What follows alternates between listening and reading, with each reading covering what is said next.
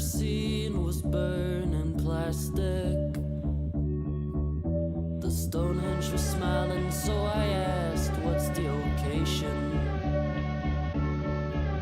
Well, I never knew I had hope till I lost it. I never knew I was old till I found my youth. Take those pants off, put your shoes on. Going sideways can never go wrong.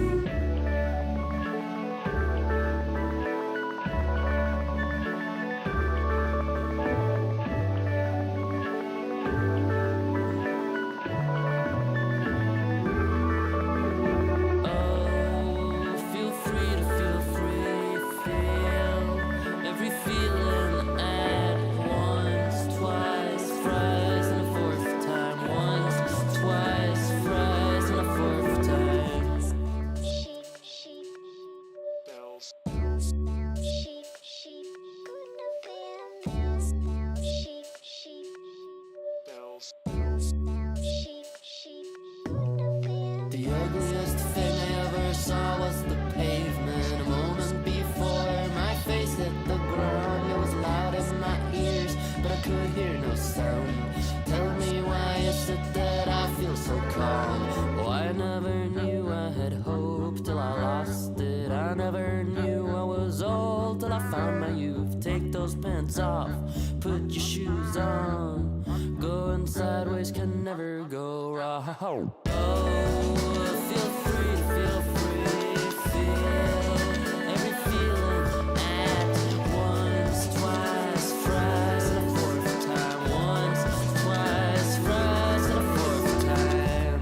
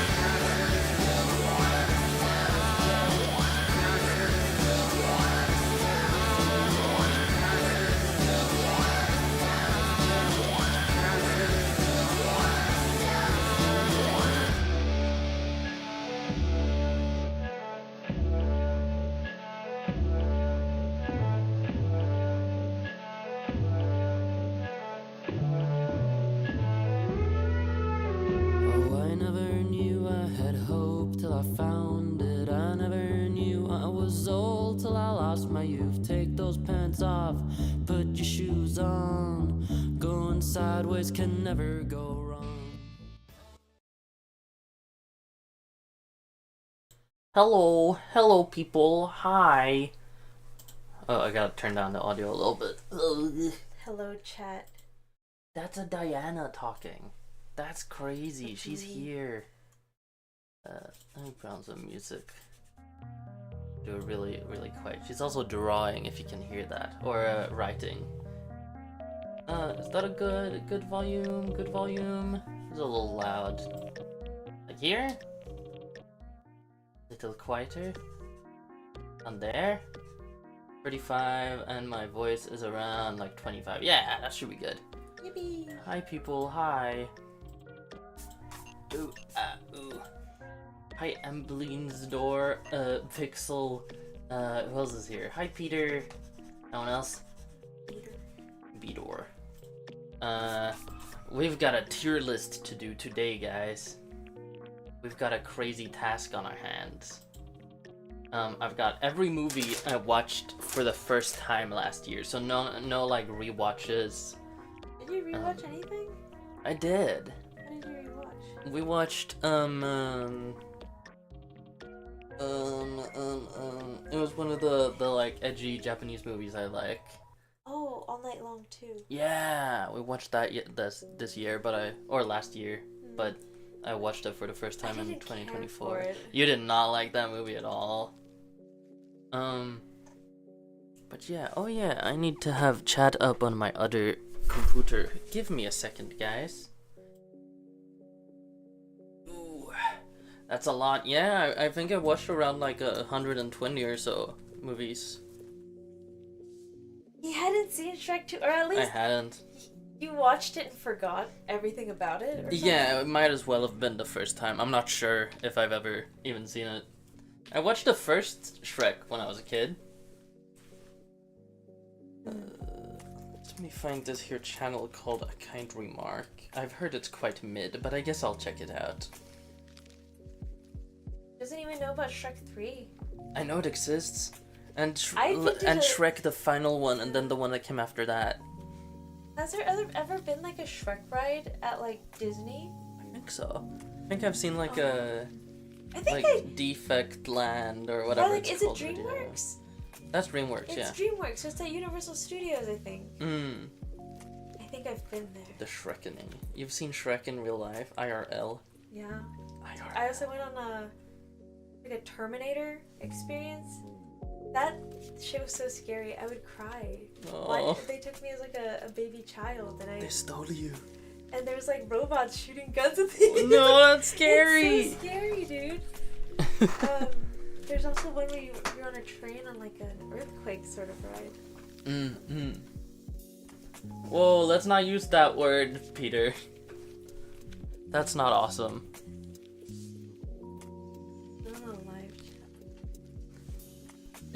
I don't think it's in the top chat. No, I don't want to block. I just want to remove the comment. Oh, okay. There we go. Okay. Sorry. Whoa. Okay, what movie are you gonna start with? I'm the little guy. Okay. Okay, let's see. Okay. Guess I'll start with Nowhere. Nowhere was very good. We watched that together. What's the movie about? No spoilers. No spoiler. Good question. It's like a bunch of like stoner teens in the 90s, and then things get really weird, and everyone has like a very stylized crazy room. Oh yes. Yeah, actually, it's by Gregor Rocky. It's actually that movie's really good. That was excellent. That was an amazing movie. I think I gave it 10 out of 10 or 9. I really enjoy a lot of Gregor Rocky's movies. Same here. Visually, they're very beautiful. Now here's one that I didn't like. The Doom Generation. Another Gregor Rocky movie we watched. Would you say it still looked like it still looked really cool? It looked very cool. I just didn't care for the plot at all. Yeah. It's, from what I remember, it's about a couple, a dude and a lady, and the dude is very much like he's very meek, he's kind of a pushover, and then this third dude, who I think is like on the run, joins them, and the lady kind of begins sleeping with that guy, and then it's kind of about the conflict of this third person suddenly entering the relationship while they're also on the run. But it feels weirdly pro-cheating. It's just that they're so mean to the best character. Yeah, they're just mean to him the whole time. He's so sweet. Yeah, he does nothing to deserve that stuff. Except if the like message is, don't be a pussy bitch about an open relationship. Because that's kind of what it feels like. They're punishing him for not being into this idea. Which feels very weird to me. I'll do D. Damn. It's like, yeah, I just don't like it. I just didn't care much for it. I liked Rushmore though. Rushmore is very good. I think I liked it better the first time. This was a repeat watch for me. Yeah. And it was alright, but I don't know. It wasn't as good as the first time I watched it, because the first time I watched it, I got really like obsessed with it. I thought it was really cool. But yeah, it's alright. But if you give it a B? A B is fair. Yeah. I like a B for that. It's a good, like, chill movie. It's not mind-blowing in any way, but good. How many of these were for the Halloween movie thing? At least I'd say like 20 of them, maybe. 10 or 20. 964. Wait, did I say we didn't say what Rushmore is about? Rushmore is about this kid who likes writing plays, and he's kind of a sociopath, and like puts the other kids in very dangerous situations for his plays and various schemes, and he has a crush on one of the teachers. Yeah. And is trying in increasingly manipulative ways to get her to like him. And in the process, he loses basically everything he had. Yeah. But then at the end, he does. Oh, wait. No spoilers. At the end, he blows up. Yeah. He There are explodes. surprising. Like, it's a Wes Anderson movie and one of his Mhm. earliest. But there's like a lot more explosions than you'd expect. That's true. Like, I think Mainly in the plays. throughout the movie. Yeah. So it's just like, huh. And Yeah. I think it was filmed in Houston. Oh, that's cool. Oh, yeah, I Or remember something you like talking that. about that. Yeah. Wes Yeah. Anderson's from Texas. See. Rampo Noir, Wait, it was Pinocchio. I just put it back in the wrong place. Okay. Didn't watch this one. No, I watched this by myself. Really fun movie. 964 Pinocchio. It's kind of almost a retelling of, like, Pinocchio. It's about it's like a really low budget cyberpunk movie from Japan from I think the early 2000s or late 90s. About a sex robot who can't get it up and gets thrown out by the person who bought him, and then wanders like the streets of Tokyo and they like remove his memory, and he just kind of has to figure out how to live again. And he also meets this other lady who's also forgotten her memories, and there's a lot of screaming and running and a lot of scenes like just shot in public on the street in Tokyo. A very cool, stylistically cool movie, but it does kind of didn't need to be a feature film, I feel. There's maybe like 40 minutes worth of content in it. Yeah. So I kind of remember. Yeah, this one was in one of the Shorts. the October shorts.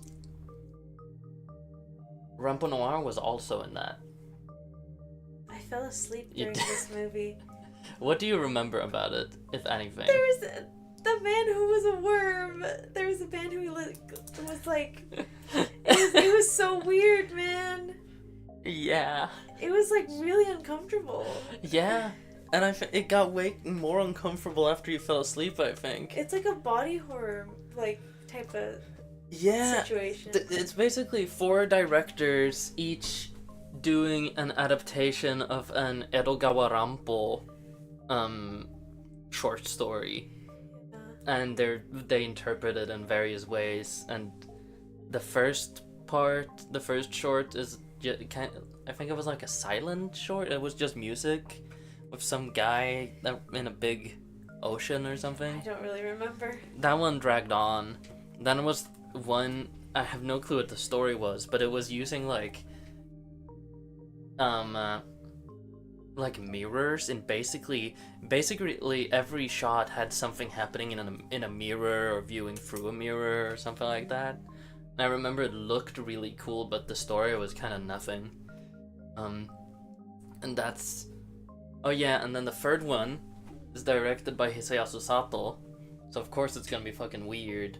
And it's about a war veteran who's like lost all 4 of his limbs, and he can't talk, and he's blind or something.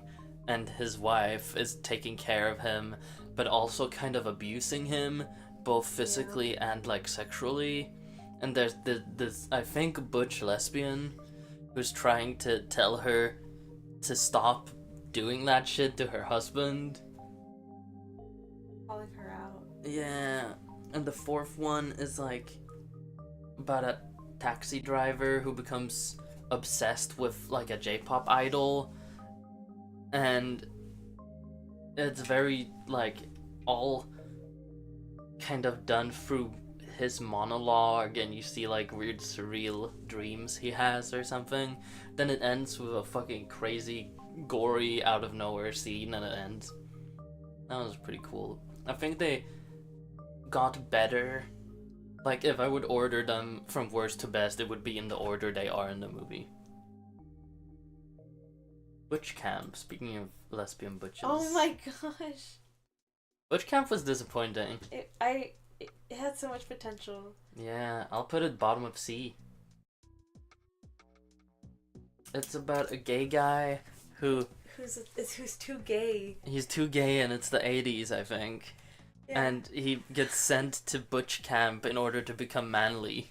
I think he voluntarily takes up butch camp. He's like, I'm tired of this. I'm gonna be butch now. And hilarity ensues. Yeah, there's a lot of hijinks. Mm-hmm. But it's like a corny like B movie. It's cute. It's a cute movie. It could. I was expecting, but I'm a cheerleader, and it wasn't really to that level. Yeah, not at all. Shenanigans, even. Exactly, you get it, Pixel. It's very goofy, but I do think some things were in poor taste. Oh, I don't even remember. Yeah, I don't know. It was. I think I was high. Yeah, but I don't know. Again, so much potential, so disappointing. Yeah. Speaking of disappointing, Evil Dead Trap to Hideki. I watched this by myself. Okay. I'll put it between these. Yeah. This is technically a sequel, but only in name and like director. I think the studio just made it the sequel to a successful movie by the same guy in order to sell it easier. But they have nothing to do with. This has nothing to do with the previous movie. It's about this not traditionally attractive lady who I think works. She's either a security guard or she works at like a cinema. I'm not sure. I don't remember. But she works with like cameras or something like that. And she's into this one dude who is with her friend who is more traditionally attractive, and they both kind of lose their minds while trying to fight for the attention of this dude. And by the end of it, it just becomes like a slasher movie where they're like trying to kill each other. And it sounds way more interesting than it was. It did drag on quite a bit. Yeah, it was more interesting in themes than it was to actually watch.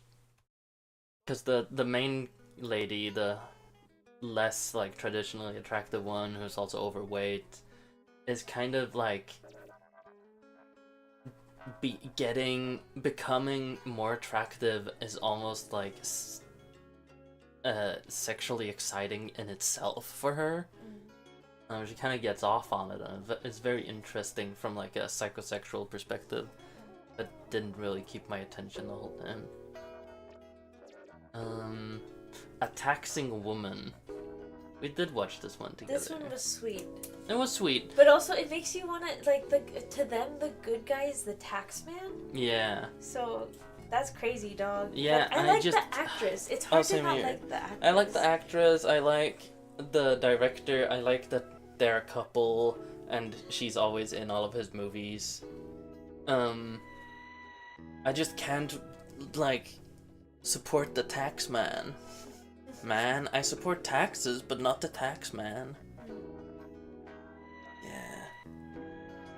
Turns out your favorite character actor is kinda poopy and dislikable. What? Disliked by the fans. Is this true? I don't know if I can't think of any off the top of my head. I don't think so. Yeah, I'll put it very top of C. Give it like a somewhere between a 6 and a 5. It was a good, well-made movie. Tetsuo the Iron Man but What here. else is I think we watched the sequel last year, or like 2024. Then I watched the original one by myself. It was cool visually. I think it has a similar problem as 964 Pinocchio, which is made by someone who worked on Tetsuo and pretty like directly inspired by it. That it just feels too long and repetitive, and it's not really like, it feels like there's stuff that was done because they wanted to put all the ideas in, but it kind of becomes cluttered in a way that doesn't feel intentional. It's like there's very cool sequences, but as a cohesive film, I don't think it fully works. Yeah, as a bottom of B. The Untold Story, I'll set it top of B. It's a Hong Kong horror movie, I think based on a true story, called like the Hello Kitty Murders or something. Oh, I see. Bit of those. Yeah. And it's about a guy who's a chef who kills someone over losing a mahjong like game. That's so I know, how do you pronounce it? Mahjong? Okay. Mahjong. Mahjong. It's mahjong spel. And he flees from China to Taiwan to get away from the cops. Or no, to Hong Kong, I mean. And he starts a new cafe or restaurant in Hong Kong and is trying to keep a low profile so the cops don't figure out who he is. While also continuing to kill people working at the cafe and the previous owner, and trying to not be caught by the cops. But weirdly enough, for a story like this, the cops are all like basically the Three Stooges and just getting into silly hijinks and like stumbling over things, and the police chief is bringing prostitutes into the office, and it's a very weird vibe, and ends with an insanely violent scene. It's like one of the most shocking things I've seen. I think without the police segments it would have been better. I did not enjoy those a lot. This one I don't remember what it was called in English. Do you remember? It's the one where there's like a group of kids trying to bully a local cop out of the town because he doesn't like when they go really fast on their bikes. I don't remember what this movie was called. Bokutachi. Bokutachi. Can you zoom in? I just have really bad vision. Let's see. Bokutachi to... 700... I don't... I don't know. I don't recall the meaning of the name. I think it's like, let's spend the summer bullying the cops or something. Yeah, it's a cute movie. It's a very cute movie. It's a very, again, there's a lot of hijinks ensuing Yeah. movies. And this one definitely has a lot of hijinks. Yeah. It was very cute. The ending made it made you cry. It was cute. It's a very cute movie. I give it a C. 700 Days of Battle. Oh, Us yeah. versus the police. Yeah, there it is. Good movie. Silly. Okay. The Poughkeepsie Tapes is another one I watched by myself. I think maybe like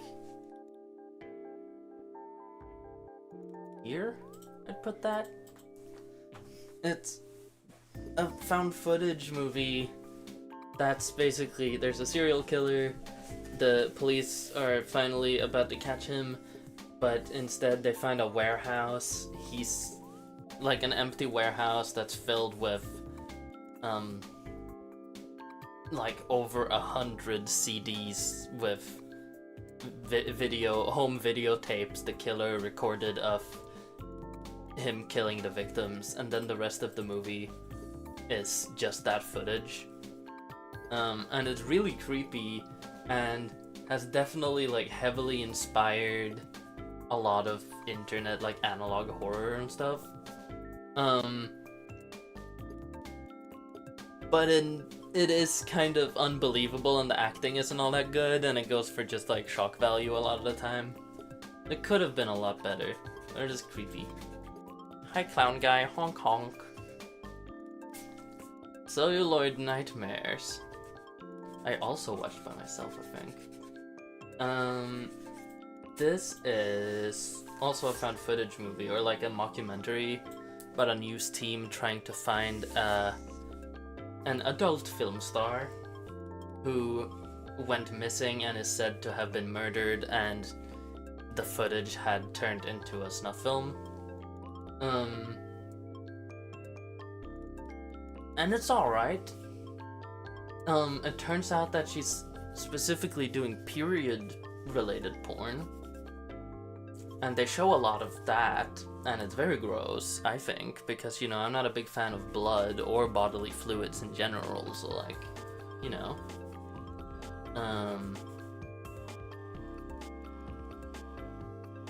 Yeah, I don't know, it wasn't the best, man. Like here, maybe? Middle of sea? Yeah, sure. That works. Pokemon Heroes. I don't even remember that movie. I genuinely don't remember. Can you say a little of the story? It's about Pokemon Italy. They're in Pokemon Italy, and Ash and the gang meet Latias. And then there's like another Team Rocket-like duo of a Yuri couple, and they're trying to like activate some ancient machine in Pokemon Italy. And in doing so, they capture, I think, Latios. And he basically sacrifices himself in a big way for everybody, for Pokemon Italy. Pokemon Italy. Yeah. It's a tragedy. it's sad. I remember as a kid I was like, no! Like, this is so fucked. But I think you didn't grow up with Pokemon, so you're just like, what the hell? Who is that guy? Pokemon What are they doing? cards, but not with the show or the games. Yeah. Yeah, I was very confused. I do remember the designs of what's the Pokemon's name? Latios? Latios. I think I do. I remember the design, so I know I've seen it. But I don't remember the lesbians. I always remember lesbians. I'm a lesbian ally. I forget their names. But yeah, I do not remember this movie. I should do a separate category for that. That you don't remember? Yeah. Make it white. I guess there isn't a white. Okay. That's awesome. Oh, that's cool. I used to have I left my Pokemon card collection back home in the US, but I had some cards. Some pretty ones. I always liked my Licky Tongue card. It's the freaky guy. Millennium Actress I also don't remember. You fell asleep. It was in Amsterdam. You took a big nap. Oh yeah, I did take a very big nap. Now I do remember that actually. Yeah. But yeah, I don't remember. I gotta rewatch both of these. Memories of Matsuko. Oh, that one was... I liked that one a lot. Me too. It's by the same director as Kamikaze Girls. About a dude who is kind of a deadbeat, I'd say, who, I think moves into his aunt's apartment and slowly learns about his aunt's very, tragic life, and it's all shown in a very dreamy surreal kind of visual way. It all feels like a dream sequence, and it's also very funny, while also making me bawl my eyes out at the end. Yeah. Is it S or A? I thought, because you put it on C first, it's like, wow, he thinks it's a C. I really like it. It was a really good movie. I just put things there while I'm deciding, I think, because it's in the middle. It was a very Pinot shaped. Yeah. Ooh, media which can juggle genuine comedy and tragedy, my beloved. It's awesome. Yeah, it was a very good movie. It's one of my favorites. Mm-hmm. Very sad. Yeah, I cried like really hard. Yeah. Tenebra was mid. You remember that at all? No. It's For me, it would be like, I don't even remember. It's an Italian like murder mystery story where a guy, a writer, who's a fucking asshole, realizes that there's a serial killer who is copying the murders in his book series. Yeah. And the cops think he did it. And that's the story. Yeah, I remember this one. It was alright. Yeah. It's like a fun little romp. It's also a very hijinks. 70s. Like there's so many hijinks. Yeah, and Can I have some water? yeah. There's a lot of twist moments, and they are exactly the twists you'd expect to happen in this movie every time, but they're also done. It's like they need to do this thing, but it doesn't make any sense, so they have to create even more hijinks to explain why the twist happened. Yeah. It's fun, it's cheesy, it's fun. It's by Dario Argento. He's respected. Parents, I don't remember a lot from. But you really liked it, right? I thought it was fun. It's very campy. It's about, I think, a young man who is like very convinced that his parents are cannibals, and so he's like kind of afraid of them. And so he has this like very tense relationship with his parents, and then like he kind of starts unraveling whether or not his parents are cannibals. Yeah. I mainly remember the first part of this movie and the very like ending scene. But I do remember I liked it. I'll put it somewhere here. I think around here is when it's just like, you should really check this out. It's around halfway through C. All these I do have some like pretty big issues with, where they just weren't memorable at all. Yeah. What were you gonna say? No, I agree. Demon Lover was disappointing. Yeah, I thought Demon... it had a terrible ending. It just like lost its way. It really did. We really liked the first like half, right? Yeah, it was pretty good in the beginning. Yeah. Because it's like a corporate espionage type of like... About hentai. A thriller. Yeah! It's like the main character becomes a spy for this company that creates 3D hentai. Licensing like hentai and stuff. And she wants to sabotage them or something? Animation. She's doing some kind of research or is trying to sabotage them, and it's very like spy movie feeling, yeah. It's so cool, but then like it really loses me at the end, and then they're like, I don't know, they start like unraveling the character stories and they're just like talking it out, and I'm like, y'all are fighting at the beginning, like what's happening? There was a part where we were like, was this movie just an excuse for them to film a bunch of B-roll in Japan? Yeah, I bet they had a lot of fun doing it. Yeah. So I can't even blame them. It's like fun to watch. Yeah, I can't good lie. for them. When was that like film? When did it release? Early 2000s, I think. It's like early shots of early 2000s Japan. I can't complain about that. Place Japan. People love that. Know? I love that. I'm people. 2LDK was peak. I love It that. was so one. good. it's like Top of A, I you, think. because it's the Weird. best thing about that movie is that you're like, no, it would be too cool if it went in that direction, and then it goes in and that then it direction. definitely does it. It's so cool. It's about two girls who become roommates, I think in college or something. Yeah, they're like that age, Yeah, in their 20s. and they fucking hate each other.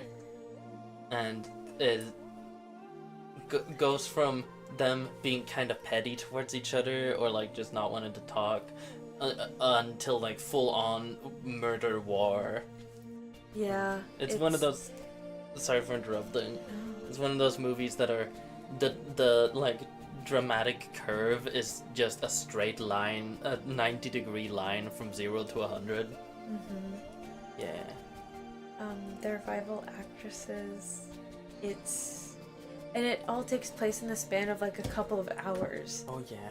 Like it takes place between like them getting home from work and they just like auditioned for the same role. And so the entire time that they're also fighting, there's this thing in the background of like, who's gonna get the lead role that they both auditioned for. It's really cool. It's such a good movie. I want to rewatch it. It's that good. Me too. I remember, I'm not gonna spoil, but I remember the bathtub scene. Oh my god, That just that kept was going awful. on. It was Like, when you talk about like excessive violence too, it like really violent. it was, but I'm like, no, dude, like that's crazy. Yeah. I can't believe that. They're like that they went there. Yeah, it's crazy.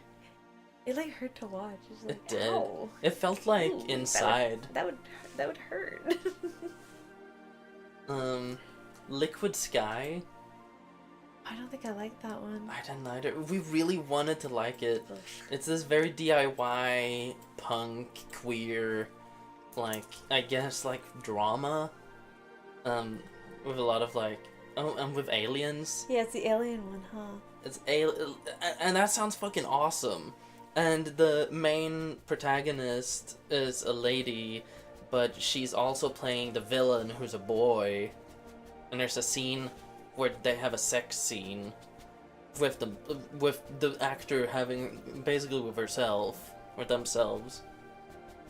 It's very like it sounds very cool. It was just boring. It was just very boring, and the acting was bad, but not even in a fun way. It was like there were some really good parts that like, oh, that's kind of cool, but I didn't really have fun, No. and I think I just didn't enjoy it. Yeah, I was just very bored. Put at top of, I don't know which. No. Doom Generation is better. I like that more. Doom Generation is more consistent in It's quality. actually like a good movie. I just didn't like the story. Digimon, I have no fucking clue what happened in. Not because I don't remember watching, but because a lot happened very quickly, and I have no fucking clue. It felt like every minute a whole episode worth of content was in it. It felt like watching the recap, like, of last episode, but that's the whole thing. So it's just like speeding to the most important moments and then it ends. But the visuals are really cool, the like early 90s 3D animation and stuff. Oh no, wait. Is that in Digimon? Or in the other Pokemon movie we watched? I think it was in the other Pokemon movie, Okay. but maybe in this one as well. Yeah, Yeah. there's certain scenes with it. Yeah. Ooh. Yeah, I'll put this at the bottom of C.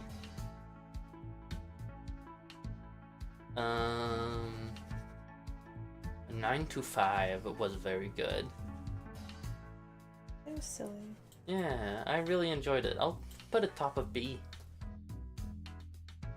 Are you guys hydrating yourselves? Listen to this. Yeah. Can I have some? Oh yeah, of course. Thank you. I'll put it top of B. It's about 3 office workers, one of which is Dolly Parton,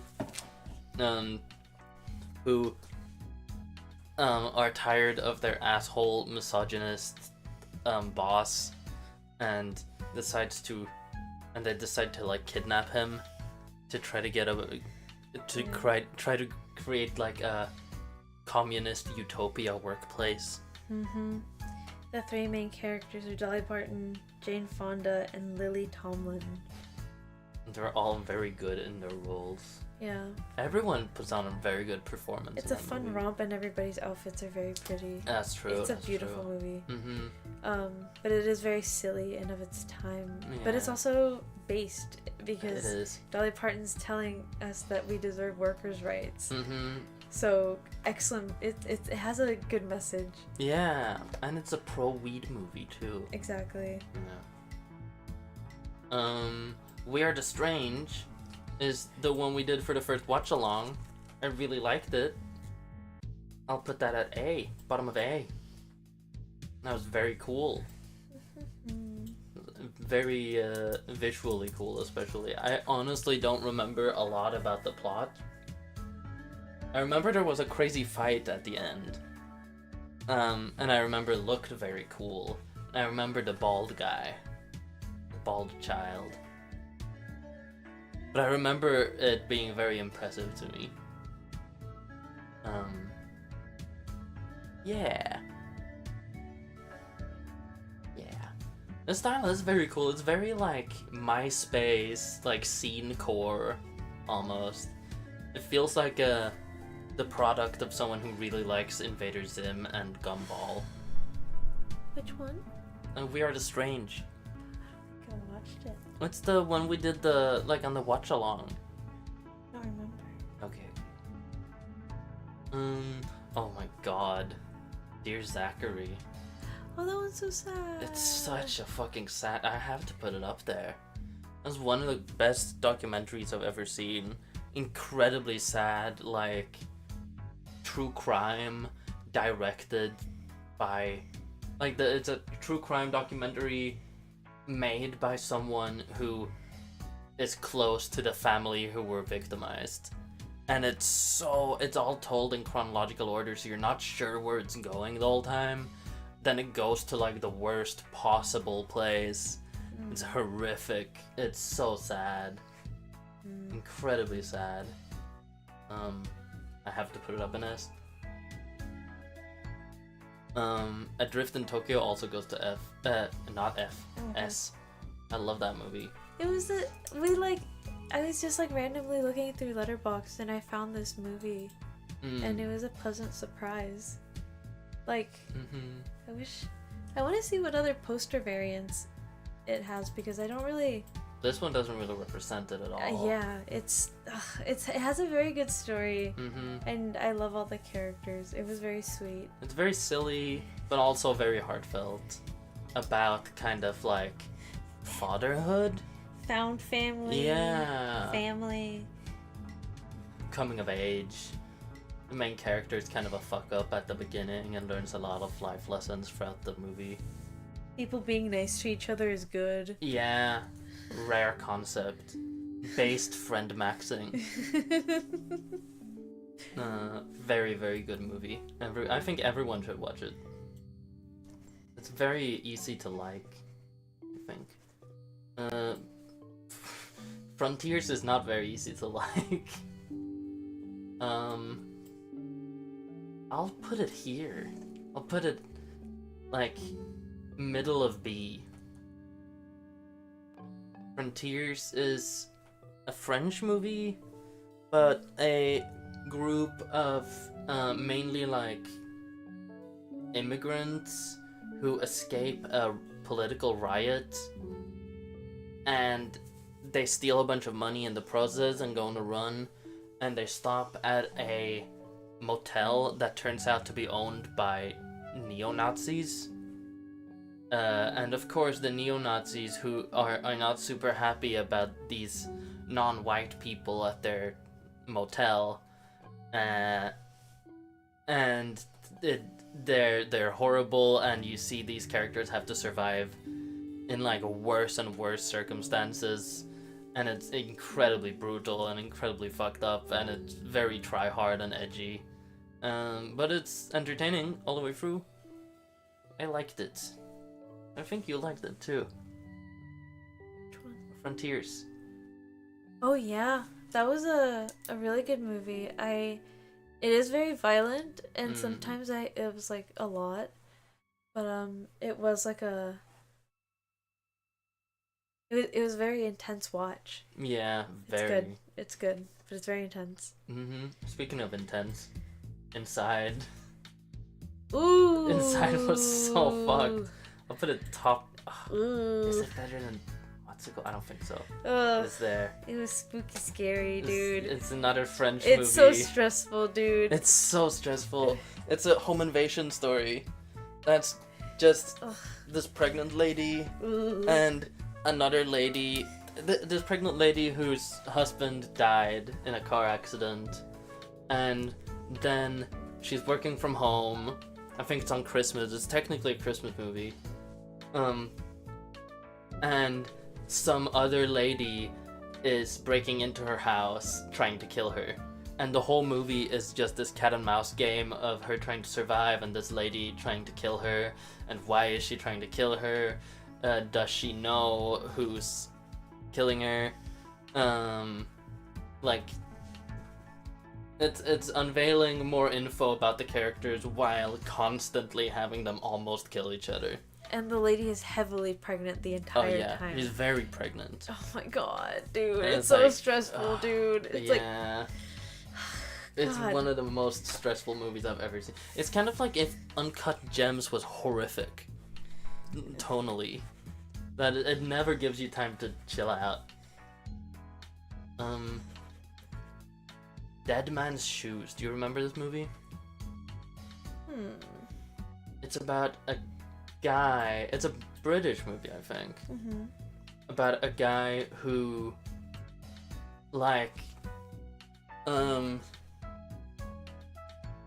he's visiting his hometown and meeting up with people who used to know his brother and beating the shit out of them, and you don't know why, and he's staying out in the woods together with the brother who's obviously got some kind of mental condition, and you're trying to figure out why is he trying to beat the shit out of these people who apparently are the brother's friends.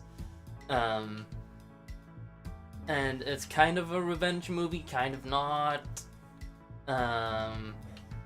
Yeah. You remember this movie? No? I don't. I remember we both liked it, but it was kind of like, yeah, that was good. Okay, yeah, it didn't leave an impression on me. I don't think I can recall. There's one scene where he breaks into the friend's house and laces their drinks with LSD, and then just watches them go insane on copious amounts of LSD, and then he beats the shit out of them while they're high and tripping. No, I don't remember this. I think we watched it early in the year. Yeah, it was pretty good. Pretty good movie. Oh, okay. Serial Mom was very fun. I loved Serial Mom. I like it. I don't think I enjoyed it quite as much as you. I adore this movie. It's so good. It's visually stunning. It is spooky, scary, but very silly. Yeah, it's more of a comedy than a horror, I think. It's so good. I just love the acting. I love the... It's so good. It's so fun. I think this movie is really, really fun. And Matthew Lillard's in it. Oh, is he? Surprisingly. Yeah, he's the son. Oh, interesting. Oh, Yeah. And he's the best character. It's about a mom who serial kills. And that's all you need to know. Reasons, Yeah, for mom reasons. Just for... Yeah. It's fun. It's very goofy. Similar to what's some other goofier horrors? May or Yeah. similar to May or like They hate her for being a weird girl. Drop Dead Gorgeous Yeah. or something like that, where it's a very goofy, almost parody of horror. And it's by John Waters, right? Is it a John Waters? I think so. movie? I hate John Waters as a person, but you know, For makes some animal good- cruelty. yeah. I'm not a fan of fucking chickens to death on camera. Not my favorite hobby.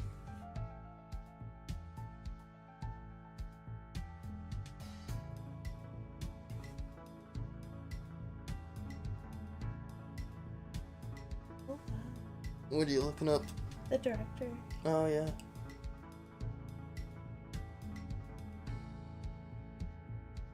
Wasn't John Waters there? Yeah, I think it's John Waters. Yeah, you're right. Yeah. John Waters. Huh. Well, speaking of May, here's May. I love May. May was so good. I'll put it here. She just needed a friend. She did. She also needed to learn patience. She needed but, like, someone also- with perfect hands. She needed someone kind.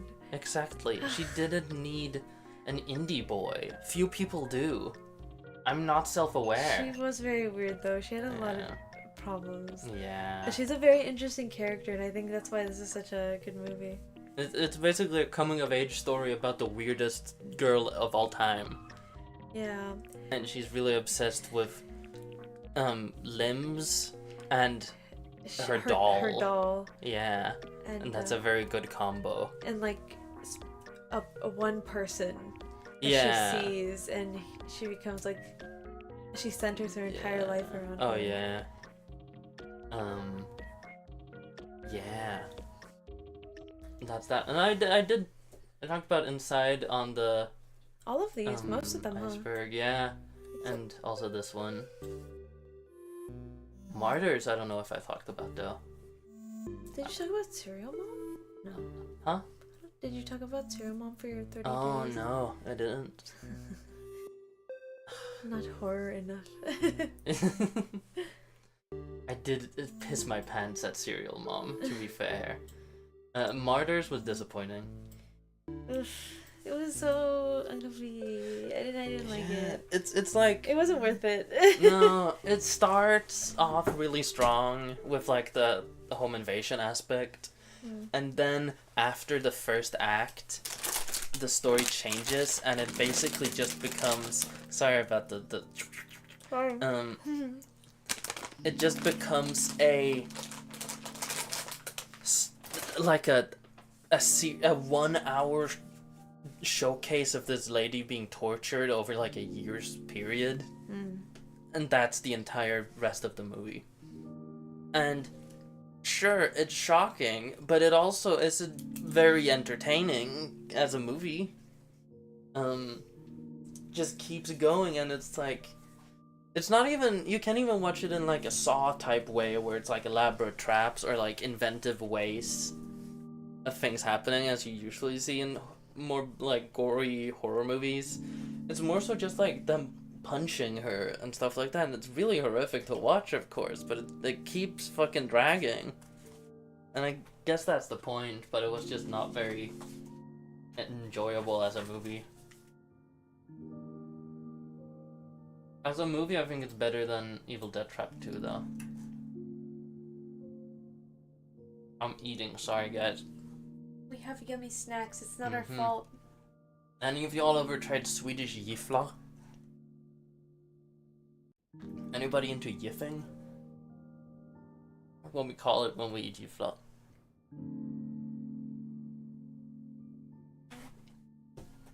Some of these movies and barely discussed fantasies. Oh yeah, definitely. Like, I'd say at least a third of what I watched could be considered fetish porn. Kung Fu Hustle.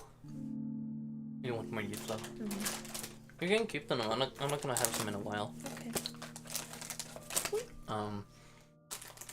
I wish I liked Kung Fu Hustle more. It has it's really good for like a certain percentage of it, and then one twist happens that completely ruins the movie for me. And it's the most overused and boring kind of reveal you could have in a martial arts movie. And that kind of like ruined the whole thing for me. Yeah. That's Kung Fu Hustle. It does have some very good martial arts scenes though. Go was very good. How much do we have? Oh my god, we have so much left. Should I do a speed run of some maybe? I'll do a speed run of this row. Go, I'll put here, good movie, thriller, crime thing. There's a cat that speaks Chinese. Zoolander was fun. I'll put it between Rushmore and Serial Mom. Most people have probably heard of this movie. It's good, it's fun. Hellraiser, I'll put below Tetsuo. It's a classic, but the story is kind of boring and the acting isn't all that good. The Vanishing, it was pretty good. It was alright. Kind of slow. Kind of underwhelming ending. What was said twist? Probably not gonna watch it myself. Everyone, close your ears for 10 seconds. He turns out to be the chosen one and immediately gains really strong OP powers and then never loses a battle again despite not having really trained. And that's the twist, and I hate that. Okay. SLC Punk was really good. It was very fun. I cried. Yeah. Oh yeah, there's one really sad moment. Oh, it's a good movie. It's about being a little like shit teenager and like hanging out with your friends. And calling everyone a poser. Howl's Moving Castle, very good. Very good movie. I'll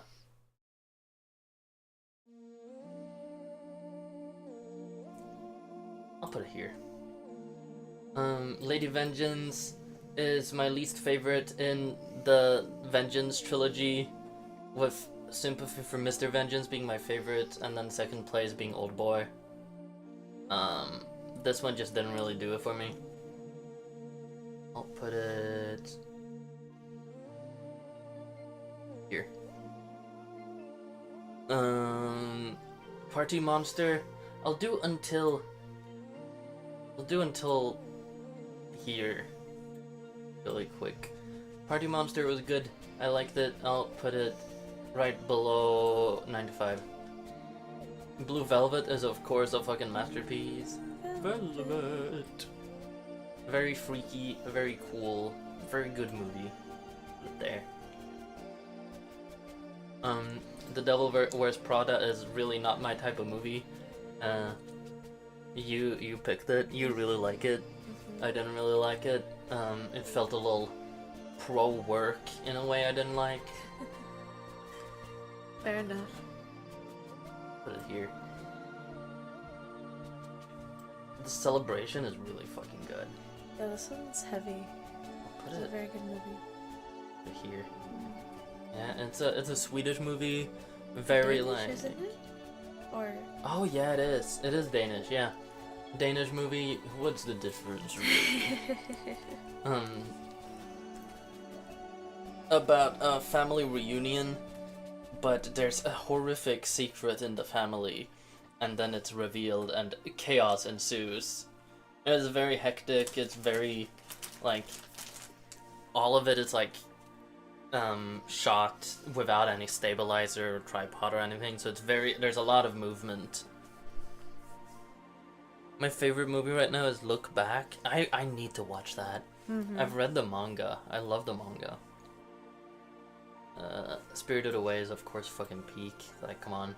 I hadn't seen Spirited Away before this year. Putting it there. A perfect movie. Bedeviled was good. I'll put Bedeviled, like... I'll put it there. The revenge movie. There's quite a lot of lengthy, like, sexual assault scenes, which aren't very pleasant to watch. But they serve the story, and I'd say it's a feminist film, I'd say. Still. They're not done in a very, like, exploitative or, like, fetishistic way, which is good. You like that too, right? I think. Yeah. Very intense, but Very intense. it's a crazy plot. Yeah. A lot about, like, rural people versus, like, city people and the conflict between their cultures. Supermarket Woman is by the same director as A Texting Woman, but I liked it a lot more. I'll put it above Zulu. I'll put it here. I love Supermarket Woman. I connected to that main character more, like, that's me. Yeah. Like, oh my god, it was so fun. I love supermarkets. If you're a supermarket fan, this movie is really good. It does have a lot of supermarkets and grocery stores. It's about owning a grocery store and meeting...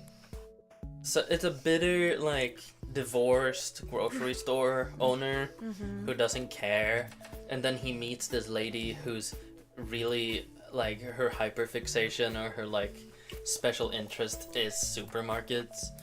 And they have a romance slowly over time as she helps him turn his store into the best store it can be. And it's really sweet, and somehow ends with like a 10-minute like car chase sequence that's very intense. Yeah, it has it all. It's like it really does. Yeah, it's a lot of very movies. sweet. It's well acted. All the sets are really fun. Oh yeah. Like there's just some bits that they do that are so silly. Like there's a lot of like chase scenes. Like even before that. There's so many and there's it's so like many Scooby-Doo costumes. style chase scenes where they slip on banana peels and shit. It's very Scooby-Doo. It's a very good movie. Very sploinky. Very splinky movie, indeed. It's like sploinky with a blanket, because it's also very cozy. It almost has like Christmas vibes in just how nice it is. Yeah, it's like a story over a really long time. Oh yeah. So, you know, they really build up the community. They rally the community around their supermarket. It really makes you feel like a grocery store. It's so cool. This director, like is Supermarket Woman by the same guy who did Tampopo. Yeah, and A Taxing Woman. Exactly. Okay, so like Tampopo, Supermarket Woman is kind of like a collection. It feels like collections of like really, like, it's a condensing of a bunch of like super quick shorts. Oh yeah. Like there's little different bits, and it like changes genres, like as like. But it all feels coherent. It's like it's not just vignettes. Definitely. But they really switch it up all the time, and it's such a fun, like, it's just a fun movie watching experience. A very playful director. 'Cause all his movies are just him getting to hang out and play games with his wife. Yeah. Basically. What's next? Shinjuku Mad I made a short about recently. I'll put it there. It's about a guy from the country who's a very serious businessman in the early 70s, and he's trying to solve his son's murder, and he has to talk to a bunch of hippies, and he really fucking hates hippies. And it's an old black and white movie. And I'm not sure when it's supposed to be funny and when it's supposed to be serious, and sometimes I laugh and I'm not sure if I'm supposed to. Because the main character is very, very silly in how much of a prude he is. But I'm not sure if we're supposed to be like, he's so based, he pick up your crown king and get these new males out of Japan. But I enjoyed myself, it's fun, it's not very long either, it's only like 60 minutes I think. Good movie, Shinjuku Mad. God. Moonlight Whispers was not very good. That was weird. That was a very fucking... I might put it down here. It's one of those movies where everyone just sucks. Yeah. Except one character, but he's not really relevant at all. And it's just so ugh, like Yeah, it's gross. everybody's so nasty to each other. It's a very mean movie. There's no one to like really rally behind because everybody Yeah. fucking sucks, and you're just like, okay, whatever, just do what you're gonna do, get on with it. Yeah. It's basically about a dude who likes this girl, and he's really fucking weird, and he installs a recorder on the toilet when she poops in order to listen back to her pooping. And her pissing. Yeah, and then she finds out, and instead, and she dumps him, and all this time later, he's like, "Please take me back, please." And she's like, "Okay, bet, but I have this other partner, and we're not gonna do stuff, but you can like watch when me and that guy does stuff." And it just becomes cucking fetish porn, basically. Yeah. And it's very weird because these It's characters adult are content. meant to be in high school, and it's very weird. And it's kind of like, okay, this dude is obviously like shit, but she kind of becomes just as bad, and is in how she manipulates both these dudes. And it's kind of just like, you just want this to end. You just want everyone to kind of die. Yeah, everyone is very unhealthy for each other, and they all Yeah. need to be. They just need to like leave each other's lives. Like they're Yeah. not clearly. There's something that's not good for any of these people because they're all having crises Yeah. because of each other. This is described as a romance on Letterboxd. It's not a romance. Please don't think of this as romantic. It's a. It's like it's a dark. It's like bad, a psychological what drama. not to do example. Of Yeah. romance. It's something akin to like Flowers of Evil or something like that. Mm. A cautionary story. Now we have the movie with the worst title of all time. I don't even want to say it. Don't say it. I won't. Just say vibrator torture. Yeah, it's something vibrator torture. Oh, I guess there. It's a pink film. It doesn't actually really have anything to do with that first word because all the characters are meant to be of age. So I think it was.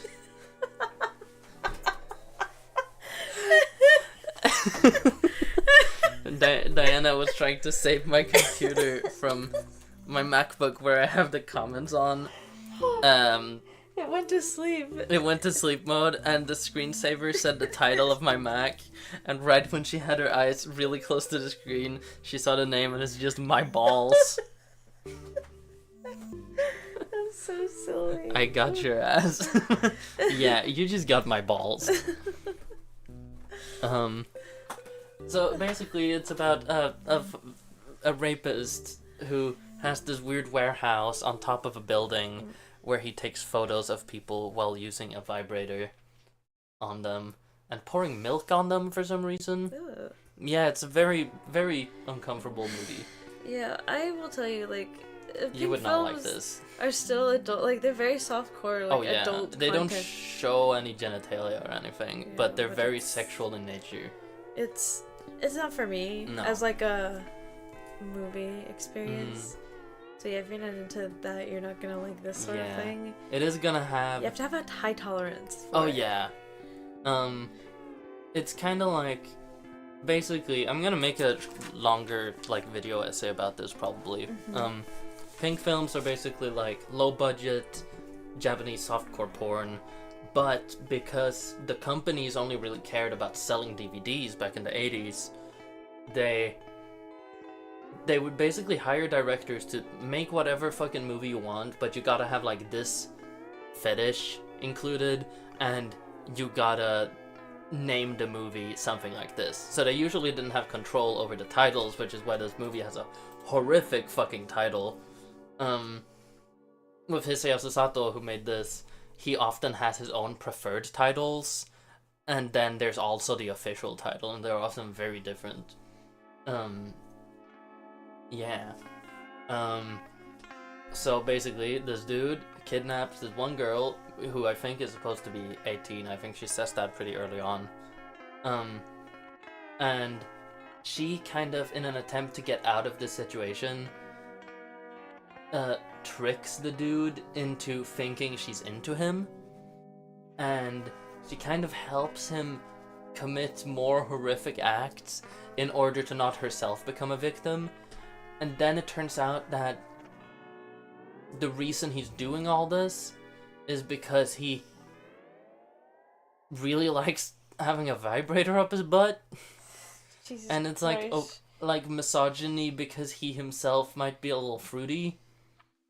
And then it ends with her like getting revenge on him and like putting the vibrator close to the camera and saying, "I don't need men, I have this." And it's kind of based like that, but also like, what the fuck? Yeah.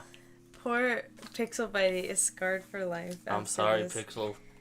The sorry. descriptions of these movies, these plots. The way I described it is a lot less gross than it actually is in a lot of ways.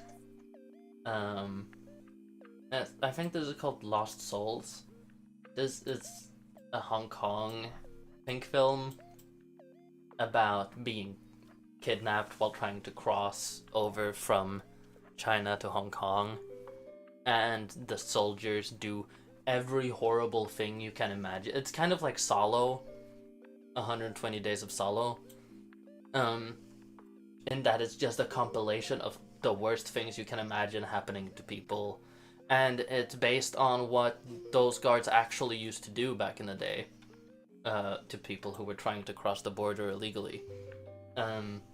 So it's done for good purpose. It even opens with like a narrated documentary type like section about the history of the border between Hong Kong and China and the abuse that happens there.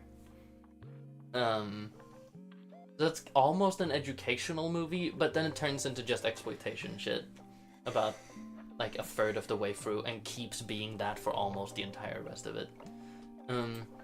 It's like this movie, but even more of just a compilation of horrible things happening. Have you seen House 1977? We watched that together, right? Yep. Very interesting visually. It's fun. Yeah. It is very campy. It is very silly. The acting is not the best. I did giggle. I did have a good time. I had a laugh.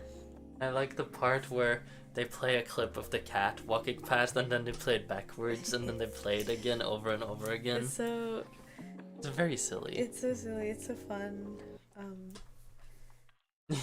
Very good movie. Very chill. Very silly. This movie...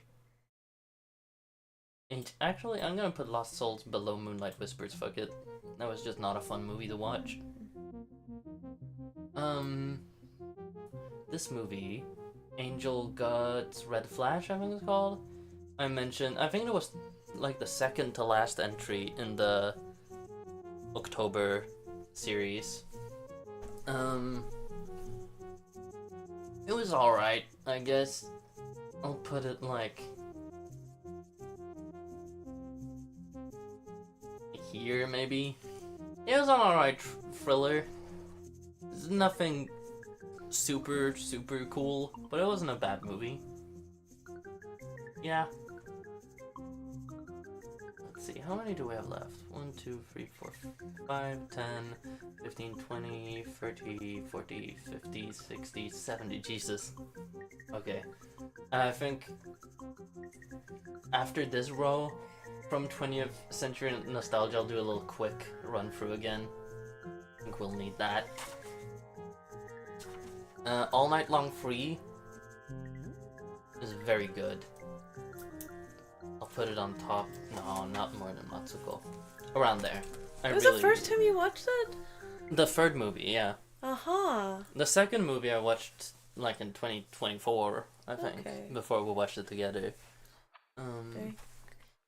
I didn't watch the third one. I didn't care Yeah. for the other one. I wonder, is the second one in here? It's not. Do you want to rant about that movie? No, not really. It's Okay. just not for me. It was too violent. Yeah. Nothing nice about that. Yeah. Nothing to smile about there. I would say the All Night Long trilogy is like the least nice movies I've ever seen. Like, even compared to Martyrs.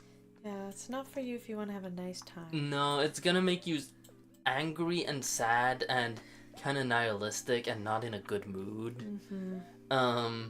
it's basically just the whole series, the theme is that there's these very quiet, meek, like nerdy type guys who are slowly driven to violence, and being horrible people because they experience so much, they're treated so horribly.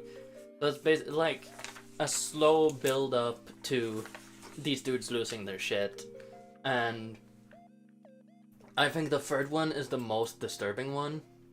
The main character is straight up like stalking this lady in very gross ways. I think I talked about this in the October thing too.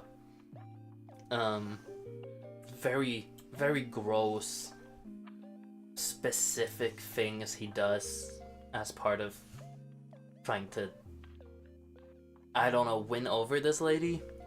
And there's also, he has colleagues at the place where he works that are really horrible to women, and it's very fucked. But it's also like really, really well shot and has such a good atmosphere. I don't know, they're just very compelling movies to me.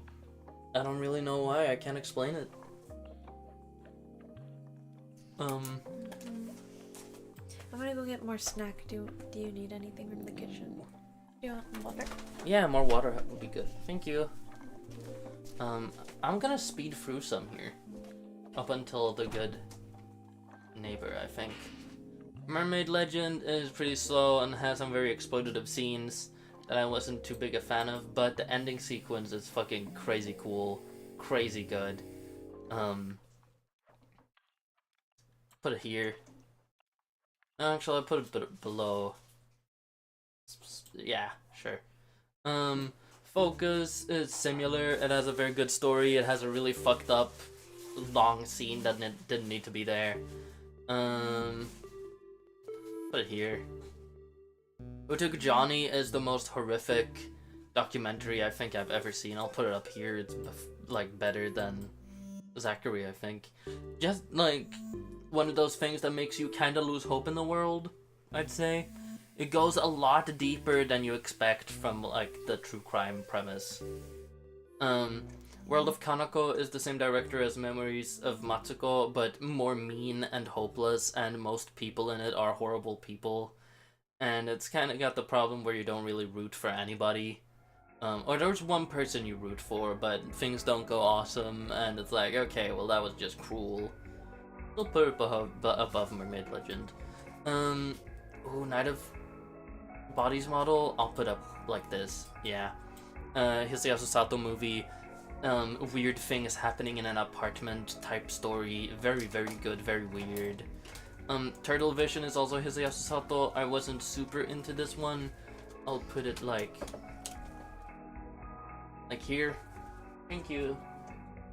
Haru, Diana really liked Haru.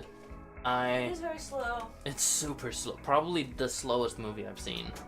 A lot of it takes place on a chat room, and those scenes are just done with like text on a blank background, and you just read. Which, you know, is exactly what I'm doing in watching somebody watching me, but imagine that, but it's like 10-minute segments instead of 1 minute. I'll put it here. Cause it's a good movie, it just wasn't for me. Puzzle, I really like. I'll put puzzle, like,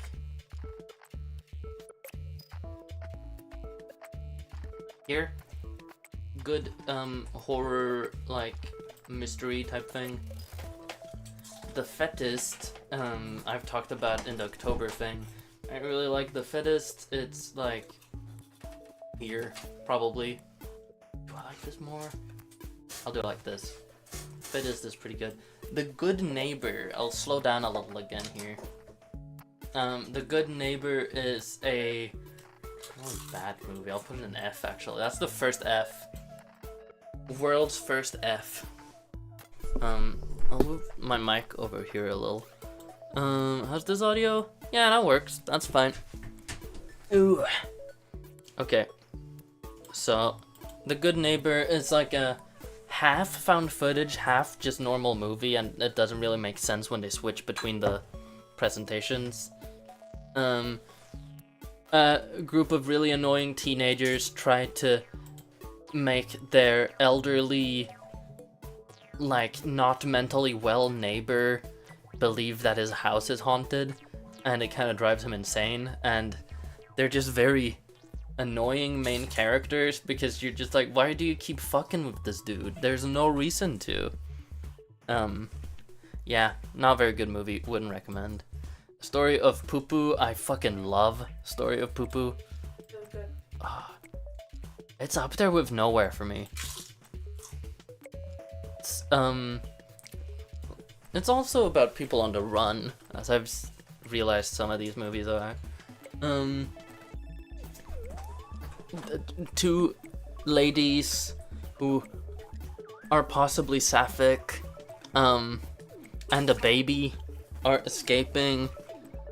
I think the dad of one of them, right? Yeah, I think. And hijinks ensue. It's got a very similar vibe to like Kamikaze Girls. It's very hijinks. Yeah. Scooby-Doo. And there's a character called, what is it, like Trunk Man? Who's this white kid, like a child, who just comes out of a trunk and like helps them. And he goes, Trunk Man! What was the top 10 Dante quote? What did I say? Did I say something funny? Haha. I always do. Catsick Blues fucking sucked. I did not like that movie. It's like if someone tried to make a Hisayasu Sato movie, but don't know any subtle themes and don't do anything interesting with the camera work and don't particularly like women. It's about a dude wearing a cat mask who kills people with a big dildo. It's bad. It's not a good movie at all. I really like the podcast that the director has, which is mainly about, yeah. I really like his podcast, so I expected something good, but it was not good at all. It was kind of shit. Oh, something about the Poo Poo movie. I see. It's Poo Poo. Poo Poo. The Favorite was good. I like The Favorite. I'll put it like... Where did I put The Favorite? I think right behind 9 to 5, I'd say. The Favorite is kind of like if Mean Girls took place during like the 1700s or whatever. Is it 1700s? Something like that. It's two ladies trying to become the queen's favorite through increasingly lesbian means. Yeah. It's a good movie. They're having a Yuri-off. They're having a Yuri-off, and then there's the one yaoi. Yeah. I'll speed through a little bit again until there's something I'm particularly interested in. 20th century nostalgia is very slow, but I thought it was cute. I liked it. It's a romance about two kids who think they're aliens. I'll put it here. No, actually, I'll put it behind Rushmore. Oh, what's this called again? Oh, what the fuck is this called? It's like Hunter's Sense of Touch, I think, maybe? Yeah, something like that. Hisayasu Sato, like, gay mystery movie. About a dude trying to figure out who killed his boyfriend, I think, if I remember correctly. It was kind of slow. The sex scenes were very distracting. I'll put it below Kung Fu Hustle, I think. I'm gonna drink some water. Stay hydrated, everybody.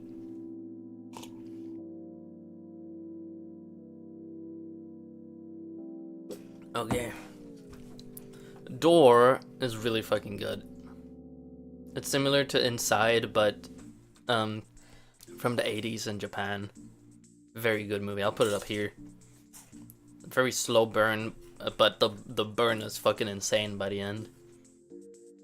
The Ice Dream is a pretty new Hisayasu Sato movie. From like 2016, I think. It had some really cool cinematography, but the plot wasn't all that good, and the acting was really bad at times. Possessor is one of the first movies I talked about in the October series. I'll put that like here. It was pretty good, but I just wasn't super into it. It's like if Inception was a horror movie, basically. Pretty good, but I haven't really thought about it at all since I watched it. The Corn Shucker I watched for the October series.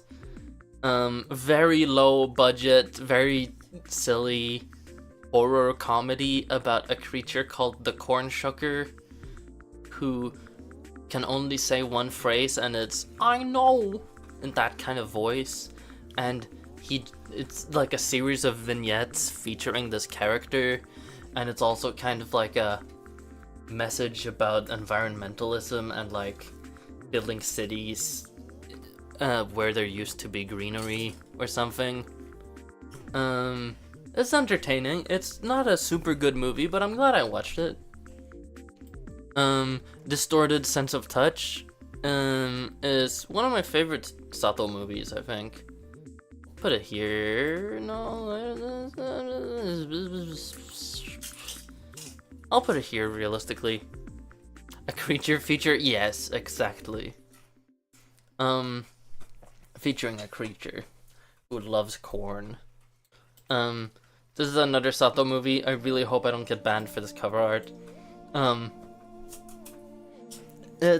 talked about it in the shorts. Y'all can watch the short about it. It's pretty good. It got a pretty boring middle, but I like the beginning and I like the ending. Well done. It's also his first movie. Ballads was the first Pink film I ever watched in the beginning of this year. I was not super into it. It was very shitty acting, very poorly dubbed shitty acting. It's got one really cool scene and the rest of it is really boring. The Theta Girl. We watched that together, right? The Theta Girl. Oh yeah, that's Yeah. Super indie, super low budget. I think it's like Vampire Mormons or something. There's some sort of cult. Yeah. And this really cool girl boss has to stop them. But the problem is that she's really fucking unlikable, and the movie, I think, thinks she's cool. And it's just not very good at all, because there's such a disconnect between the intent of the character and how she comes across. You don't want her to succeed because she's an asshole, but you're supposed to root for her. Doesn't work. It just doesn't work. I'll put it at bottom of D. I See You is another very low budget movie. It's like a horror. It's like it starts with one plot, and then halfway through it goes back to the beginning and shows you the same events from the other side's perspective. So it starts off as a horror movie, then it explains the horror and it turns more into a thriller, and then the two like threads merge by the end, by like the third act. And it's a very cool setup, but it does suffer from being so amateurish, and like the acting is very bad, especially the main character. Doesn't really nail the landing either. It could be a lot better than it turned out. That's what I think about I See You. Sabaku I talked about in October. Pink film. Gender bent Junko Furuta pink film sounds like a horrific idea. But it's surprisingly not all that exploitative of her. Definitely not compared to a lot of other films about that horrific event.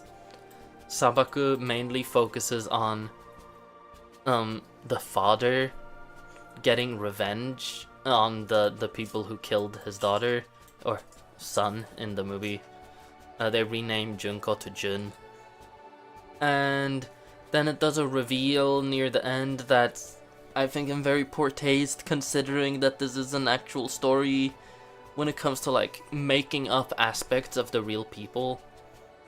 I'll put it here, bottom of C.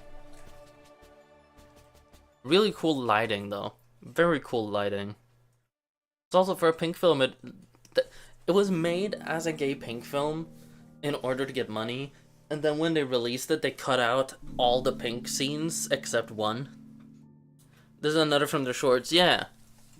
And this one is from one of the latest shorts. This is a fun movie.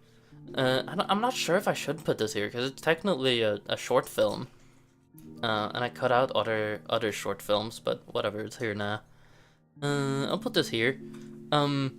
Surreal feminist mannequin horror short film from Korea. Very good, very silly. I like the ending a lot. High recommend if you like weird stuff, and it's only like 40 minutes or something. This fucking sucked. Oh, I hated this movie. It feels weird to rank because it's made by like 18-year-olds, shot on like their phone camera, but it is on Letterboxd, and if they put it on Letterboxd, then it's fair for me to review. Shitty, edgy, like slasher, but the gore is bad. The story is bad. A lot of it is just an excuse for them to buy a lot of Nazi memorabilia, which I think is illegal in Germany, and the movie is German. It's basically this one dude moves in somewhere and his landlord turns out to be a murderous Nazi who's making zombies or something. But they just like show that by showing scenes upon scenes of him like listening to Hitler speeches and like heiling and shit. And it's just try-hard edgy bullshit, and it's not even like trying to say anything with it, it's just shock material. I hate to be mean to an indie feature, but I think if you're gonna do something so obviously controversial and provocative, you gotta have something to say. If you're gonna utilize a tragedy like that, it's gotta be for a reason. And this feels more like just trying to be edgy. Tell Me Who I Am is a documentary about a guy with amnesia, and he gets told the story of his life until the amnesia by his brother, but then things don't add up and it seems like there's some fuck shit happening. And it goes to the worst place it could possibly, and it's really horrific and very emotional. I'll put it bottom of A. Very good movie. Very disturbing, I'd say, even though it doesn't really show anything. It works kind of like you could watch Tell Me Who I Am and Who Took Johnny, almost like two sides of the same coin in a way. Shiva Baby, I did not like. Top of E. It's about a Jewish family that's going to a family gathering or celebration of sorts. I forget exactly what holiday it is. And the main character, who's the daughter of this family, realizes that her like sugar daddy, I think, is at the celebration, and she finds out who he is in real life, and it's just this increasingly stressful. It's another one of those that goes from 0 to 100 over the span of the movie in a pretty straight line. Social horror. Social horror, yeah. Problem is everyone is a fucking like. Annoying person. Everyone is incredibly annoying. It feels like high school drama. and they're constantly just making the worst choices for the sole purpose of making the movie more frustrating. And it works. It's very frustrating, but not in a fun way. Yeah, I did not enjoy Shiva Baby. Pompo the Cinephile was alright. Like, around here. I don't have any critique, but it doesn't do anything special. It kind of just exists and it's a good time. That's fine. Movies can do that. It's about a guy who wants to direct movies and he gets to be an intern for this director he likes, and they fall in love, and then he directs a movie. And that's the movie. And it's cute and it's nice, and yeah, that's it. I did not like Mickey 17. Did not enjoy Mickey 17 at all. I thought the humor fell flat. I did not like how it tackled cheating. I did not like how they literally live happily ever after at the end. It's a very nice movie. Not Mickey 17 though. It starts off as a satire. I guess it still is the whole way through. I like Mickey as a character, specifically Mickey 17 as a character. And then they introduce Mickey 18. Basically, it's this guy who, every time he dies, a new version of him gets printed out. And because of that, he becomes the victim of a bunch of experiments. And yeah. And he's the 17th Mickey. And then they think he dies, so they make a new one. But then he comes back, and it turns out he wasn't dead. But the new one, who's like... He's like portrayed as being like the beta cuck. Then the other one is like the based Chad type. That sounds so gross. I hated saying that. But that's how the movie portrays them. It's like he's submissive and quiet, and the other one is like beats people up and is an asshole and gets all the ladies. And Mickey 17's like girlfriend finds out that they're two people. And it kind of pressures Mickey 17 into having into letting her have a relationship with both of them. And he's very uncomfortable, obviously, and hurt by this, because Mickey 17 and 18 are completely separate, like, they're very different as people. They have separate consciousnesses. They just, like, came from the same blueprint. So it's like in all ways but his appearance, this is like cheating. And the movie is kind of pro-cheating, I'd say. The conclusion at the end, what he learns from his coming of age is to let her do that. And it's alright because he should stop being a bitch and let her have another boyfriend at the same time. It's a very, very weird movie, like, morally. I don't fucking get why they did all that. I don't really see what the point is. And, yeah, I did not enjoy that. Diana fell asleep while we were watching it. Yep. You saw, like, the good part. That was the first 20 minutes. You didn't miss anything. Oh yeah, what's this one called? The Three Deaths of Marisela Escobar. It's just a sad documentary. It's very sad. It's a very sad documentary, true crime, going into like police corruption. Yeah. Basically this lady's daughter gets murdered, and she tries to get justice, and things just become less justified, and everyone is horrible, and then some fucking really bad things happen, and you're so angry and sad, and it's a fucking amazing documentary. I'll put it right under Matsuko. Marcel the Shell with shoes on is so good. Such a sweet movie. I'll put it above Door. I love that movie. It's like a animation live action hybrid about a little shell who talks and likes to walk around and have fun, and then it does sad things and you cry a lot, and then it does nice things again, and you smile even bigger.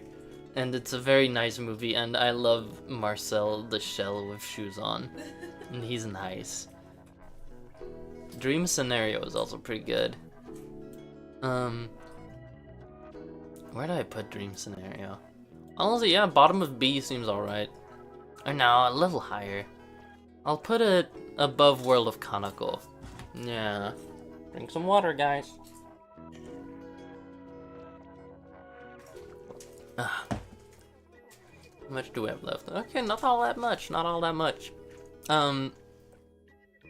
Basically, a dream scenario is about a teacher who suddenly starts appearing in people's dreams and no one really knows why. And he's not really doing anything in the dreams, he's just kind of there. And then he kind of becomes a celebrity because of that, and it becomes a satire on, like, being an internet celebrity and grifting once people don't like you, and not having a control of your reputation. So technically it's like a very, like, boohoo me anti-cancel culture kind of thing, but it doesn't feel that pathetic. And it does some pretty interesting, like, sci-fi stuff by the end of it, and the ending is really sad, and I cried, and Diana also cried. One of the best Nicolas Cage movies I've seen. He acted his ass off in it. Also, there's a part where he farts and then comes and then farts. That's true. And it's probably the best part of the movie. It's incredible acting. It's so good. Red Rooms was also good. I'm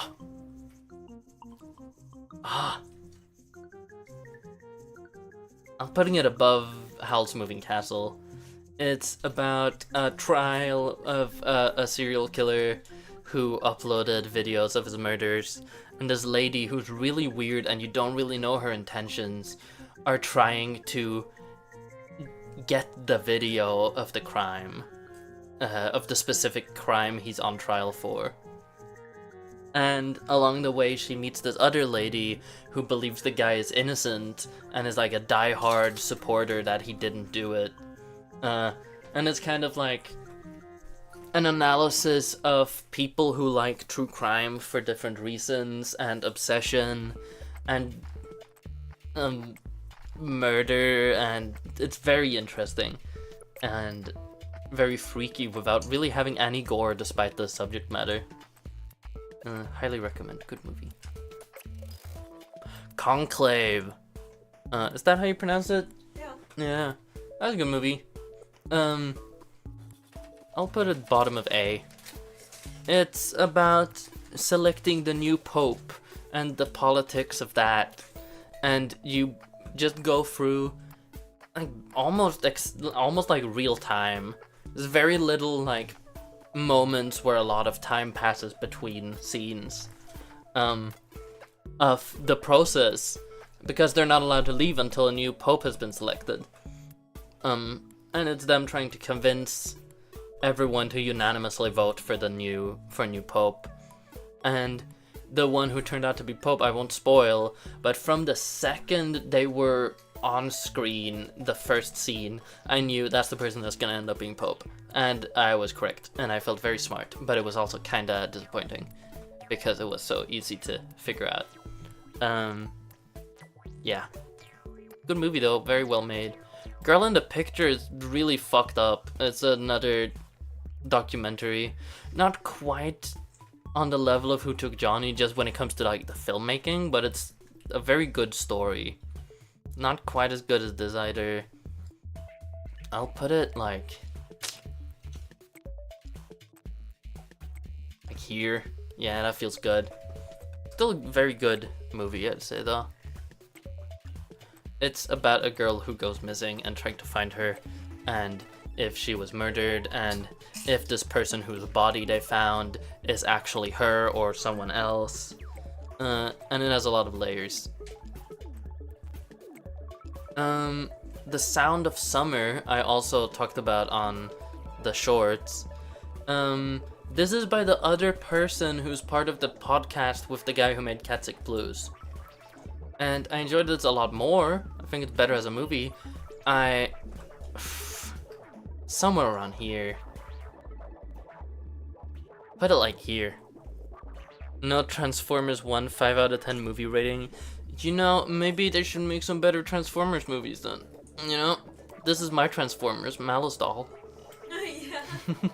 This is my robot superheroes movie. Where did I put it? I lost the movie I was on. Oh, Sound of Summer. It's basically this lady becomes convinced that she has cicadas under her skin, and there's this weird guy called the Cicada Man who walks around with a box of cicadas everywhere.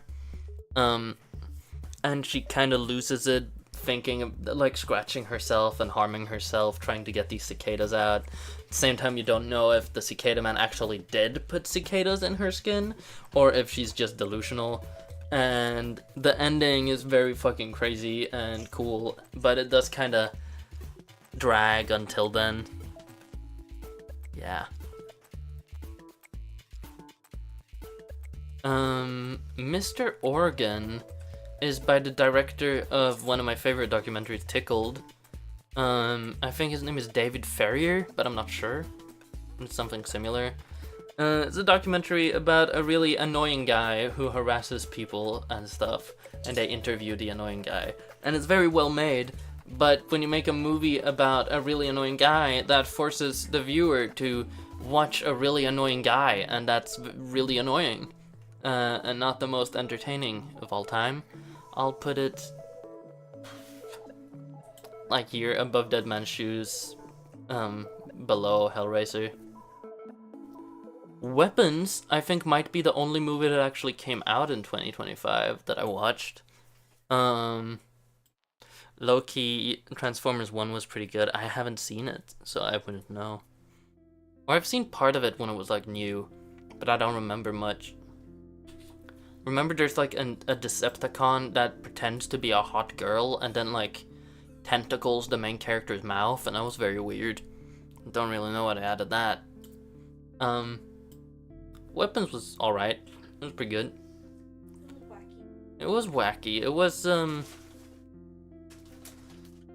very, like, fairy tale type horror, I'd say. I'll put it below Party Monster.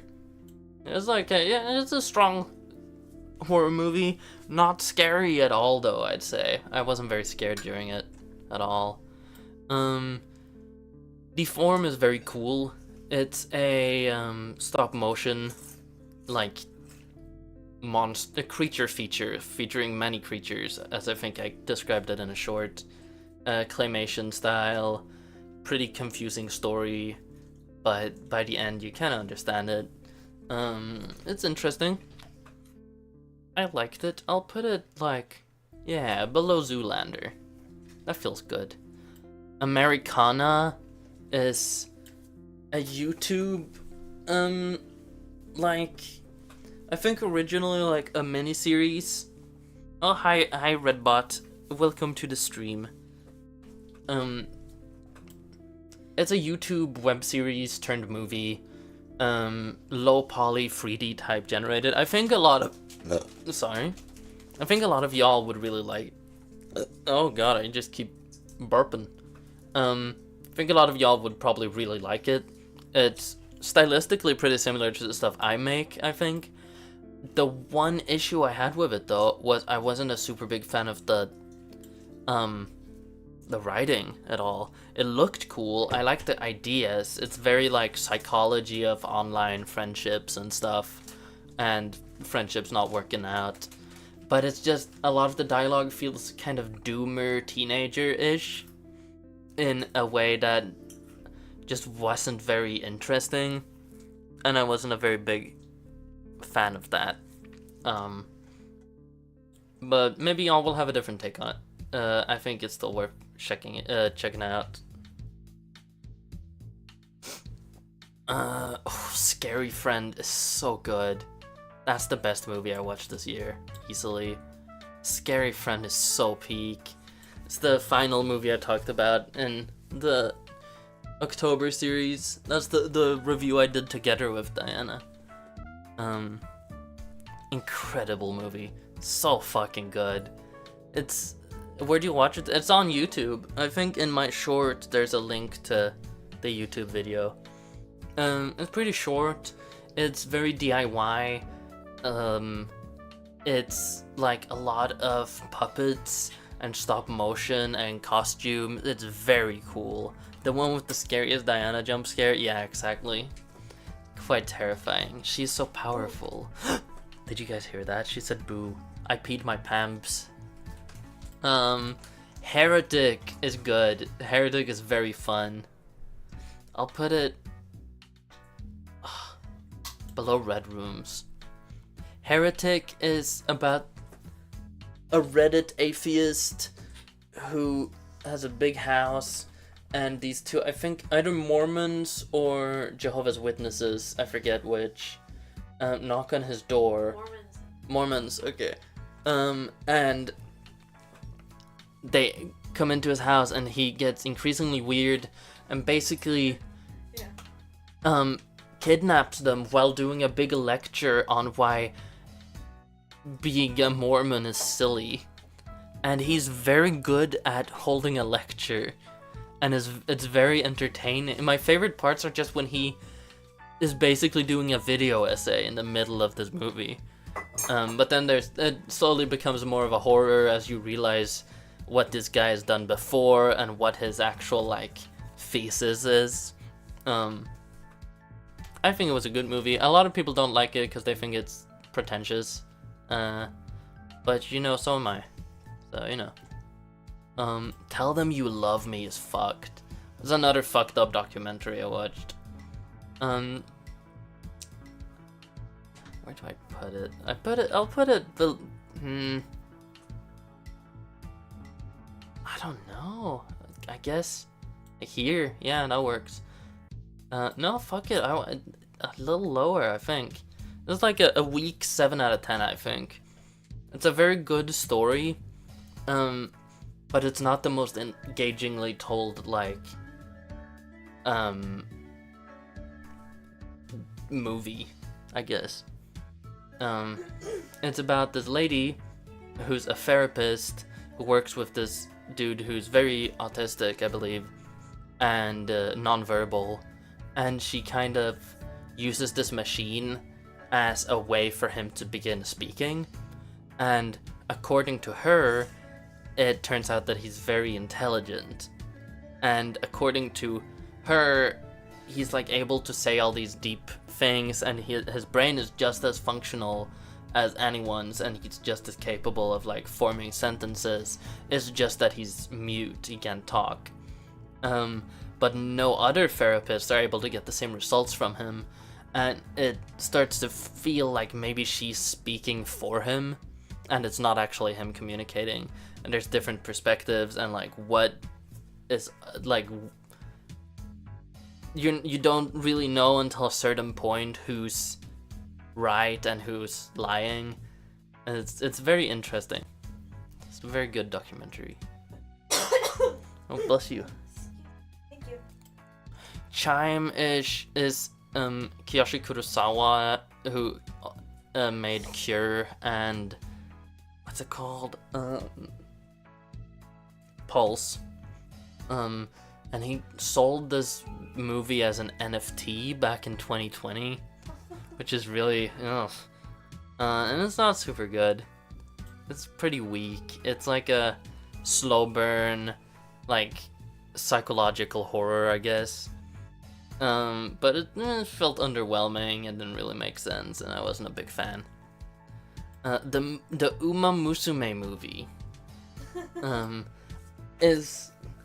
I've seen specific episodes and clips that my dear wife has shown me. And I've heard her talk about different characters. That was all I knew about Uma Musume when I watched this. It was a pretty good sports movie. I really like Agnes Tachyon. I really like her lesbian wife. It was fine. A good animation. Not mind-blowing for someone who isn't already invested in the characters, I think. But, you know, I respect it. It was well done. Big up Cygames. House of Sadako or Sanako, I'm not sure. Sayaka, maybe? Let's see. Can I zoom in? Where is it? Sayuri. I was close. I wasn't actually close. Like this? Is that how I had it? Should be one more in, maybe. That works. Yeah, sure. Fuck it. It was cool to look at mostly. Yeah. It was very, very impressive animation. Cygames has like a near infinite budget, it looks like. House of Sayuri it's a Koji Shiraishi movie. He mainly makes like supernatural found footage things. He made Noroi, I think that's his biggest. Occult is another one. This isn't like that. It's like a haunted house movie for the first half, but then you kind of reach the point where most of those kinds of movies end and you think it's like, okay, it's over, but that's actually a halfway point. Then it turns into a weird comedy shenanigans Scooby-Dooby-Doo type deal out of nowhere. And then by the end it's like a weird like Lovecraftian thing. It was good, I'd say, though, you know, I definitely preferred the first half, I think, because it was pretty grounded as like a haunted house thing. But despite that, the ghost was really brutal, and like there's like a 6-year-old kid who's like gets beat the fuck up by this ghost. They fucked that kid up. They did that poor kid. It's crazy. It's very violent despite being like framed like a pretty typical like big budget ghost movie. It's wild. Good movie. Good movie. Excuse me. Squee. Yeah. I wonder about why my Redbot username keeps being disabled on YouTube. It might be because it has bot, and they assume you're a bot. I wonder. It's like something like that. Some dumb, like, AI censor thing. The last beta player I talked about on my, October series. Minecraft scary movie. With basically no dialogue, very slow burn. Most of it is just someone playing Minecraft. It's good, I liked it. I'll put a... Where do I put that? I'll put it here. Between Frontiers and the Untold Story. What is the last beta player? The Peak? Yeah, exactly, you answered your own question. Sinners. This one was also 2025, so I was wrong previously when I said I only watched Weapons. I have mixed views on Sinners. I loved the first half. It was like a 9 near 10 out of 10 in the first half. And then when it becomes a vampire movie, it just wasn't scary. It wasn't interesting. It had already introduced all the characters. It had already been a good period drama, and now it was trying to be scary, and it's just not as good at being scary as it was at being a drama. And yeah, just wasn't very... I appreciate the themes a lot. I appreciate the way it's unique in Hollywood. I appreciate it a lot, but it just wasn't good at being scary, and that's pretty important for a horror movie, right? Yep. Yeah, I'll put it like... Put it above World of Kanako because I did appreciate the first half a lot. Malice Doll. Malice Doll is very good. It's by the same writer as Serial Experiments Lane. And it's CG, like early 2000s CG cyberpunk film about robot prostitutes who have been left after humanity became extinct and now don't have a purpose, and the main character is trying to find a purpose, and it's very, very cool visually. It all looks like a PlayStation 2 cutscene, and like low budget early PlayStation 2. You've seen that one, Redbot? It's good, right? It's fucking peak. Excuse me. It's all good. I'll put it below girl in the picture. Oh, there we go. Oh shit, we don't have all that much left now. It's crazy.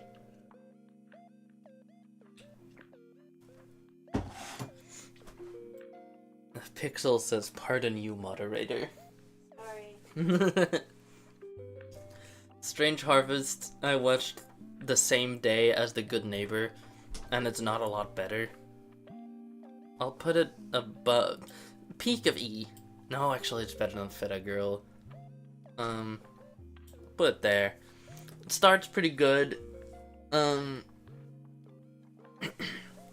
starts pretty good. It doesn't end very good. It's like a serial killer found footage thing, and you're like, I wonder if it's supernatural, and then it's revealed if it is, and it's kind of boring after that, because of how that twist turned out. Ugly Stepsister was... Oh wait, that was also 2025, right? I don't remember. I think that came out this year, or at least That like was maybe... 2025. Yeah, that was a good movie. I think in like November or something.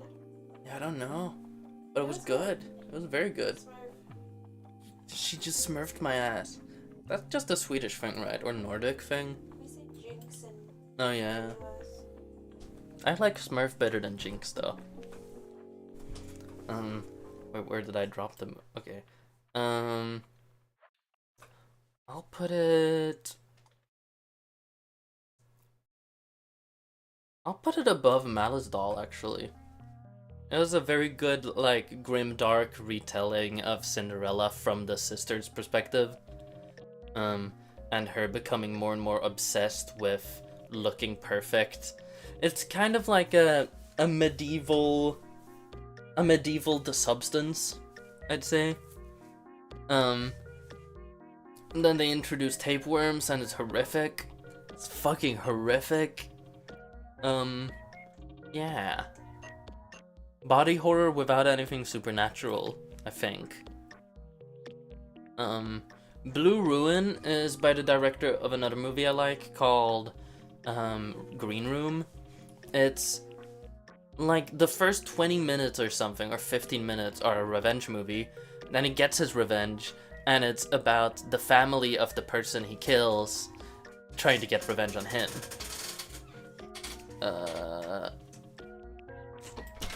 I'll put it above Conclave. It was a pretty good movie, pretty interesting, like, thriller.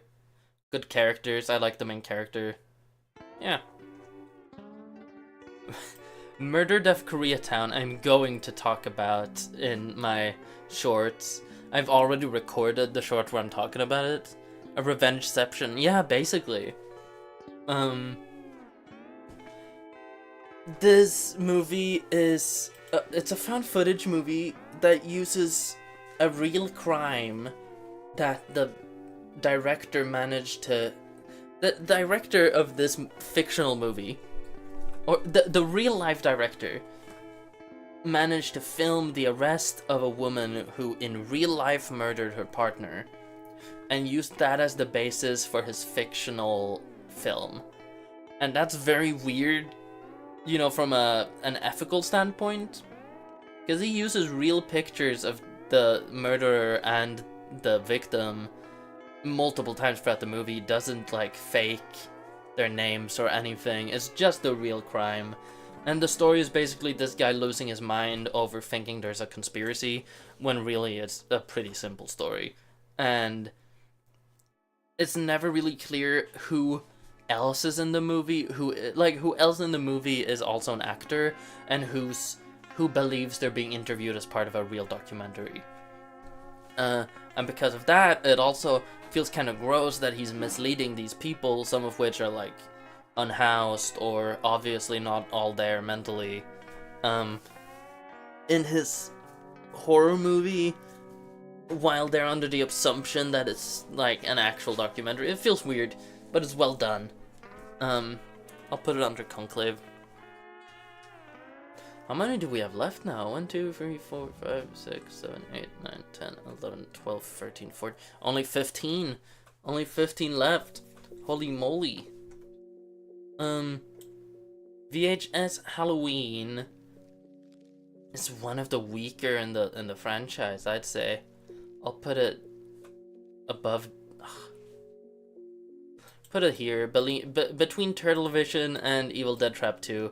It's got like one segment that was good and one segment that was kind of neat, and the rest kind of just sucked. It was not a. The other two are free, I think. Oh, my wife has delivered me raisins. Yippee! Thank you. The other Halloween movies I've seen were Halloween, or VHS, I mean, was VHS 1, VHS 2, and VHS 93, I think it's called. The 93, I think it is, one is definitely my favorite, then the second one, then the first one, and very last, I think, is VHS Halloween. Sadly. I watched Kiki's Delivery Service. Technically not the first time, but I was very drunk the time before that and don't really remember it. So let's just say this was my first time watching it. I really enjoy it. I really like Kiki's. I'll put it...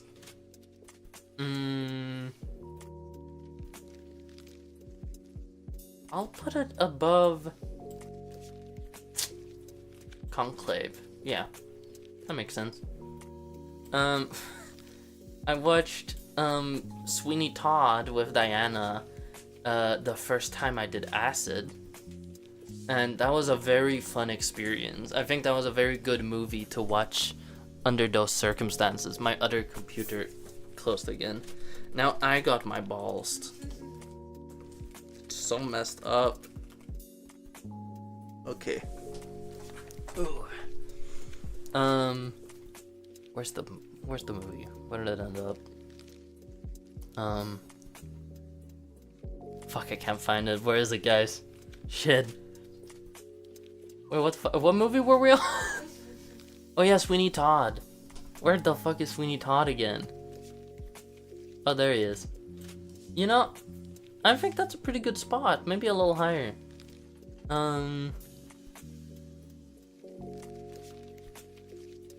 Yeah, I'll put it there between SLC Punk and Weird Strange. Very fun. I don't like, what's his name? What's his abusive name? That guy. I don't like his voice. I don't like his face. I don't like him. But everyone else was really good. And the songs are all very good. You can't get away with the balsoning. Bolsy, bolsy, bolsy, bolsy. Is that Johnny Depp? Yes, Johnny Depp. Fuck that motherfucker. Hush was so boring. I'll put it above Moonlight Whispers, but that was just the most boring home invasion movie you could possibly make. It's every cliche in the book, does nothing special with it. It's paint drying as a horror movie. Whip It was very good though, very fun, very silly. I'll put it, let's say, right below Sinners, I'd say. That was a fun movie. Mother was very good. Mother is a Korean like thriller about a mom trying to prove that her son is innocent of murder. And in the process, she becomes possibly the actual criminal. And it's good. It's very good. It's very well done. I'll put it below Kiki's.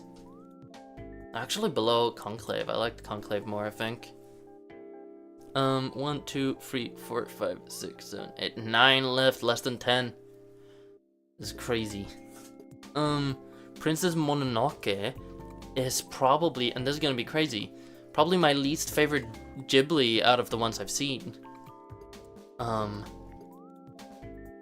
I just did not really fuck with the whole, you know, pacifism to the extreme approach of the moral, where it's like, this person is trying to murder the nature god, and the one thing you can do is, you know, shoot them to stop them from doing that. You don't even have to kill them, you can like shoot them in the leg.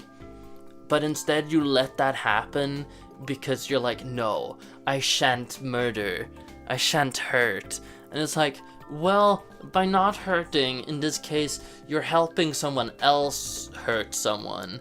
So you might as well just do it. It feels like a trolley problem, kinda. Where they let more horrific things happen instead of doing one thing because they feel nonpartisan. This probably makes sense if you've seen the movie, but not otherwise. But it felt like kind of a pussy-ass moral that I didn't agree with, and it kind of took me out of it. There were some other moments earlier on where some characters were kind of annoying to me. I'll still put it above the Corn Shucker, you know? That's something to be proud of. Still, of course, a beautiful movie, and the creatures are all very cool. I love the design of the nature, like, guardian or whatever. Speaking of good designs, Videodrome. Yeah, I'll put Videodrome under Murdered of Koreatown. Classic Cronenberg cyberpunk horror about a guy finding a TV show where people are just like, I think, battling to the death, or it's like some kind of death TV show, and he's the owner of a TV company and tries to get the license to show that show. And then it turns out to be some kind of MK Ultra-esque thing where they're making murder shows to brainwash people or something.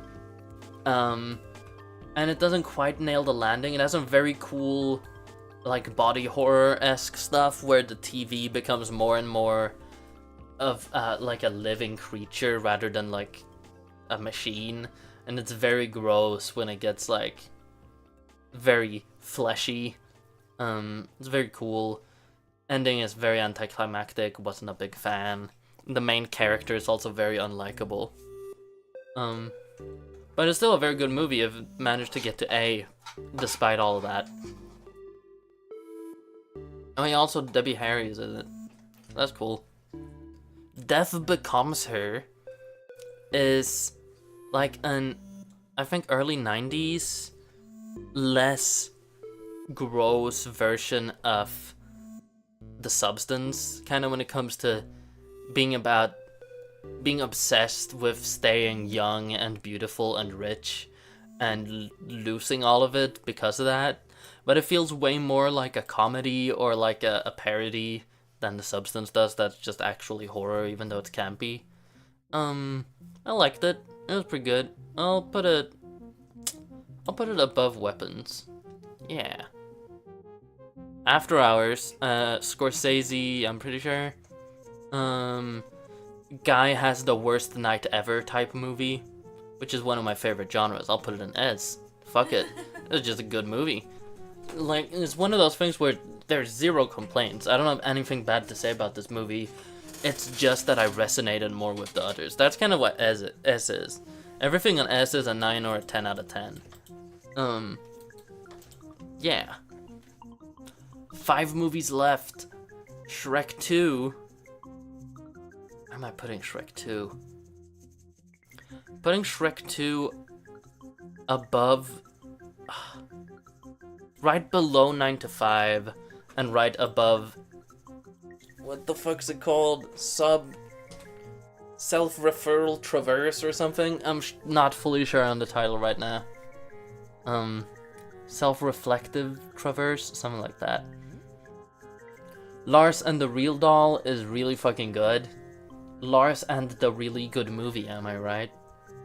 Very sweet, about a dude who is very neurodivergent coded, who ends up buying this love doll, not for sexual reasons, but purely to have as his girlfriend, because everyone's complaining that he doesn't have a girlfriend and that he needs one.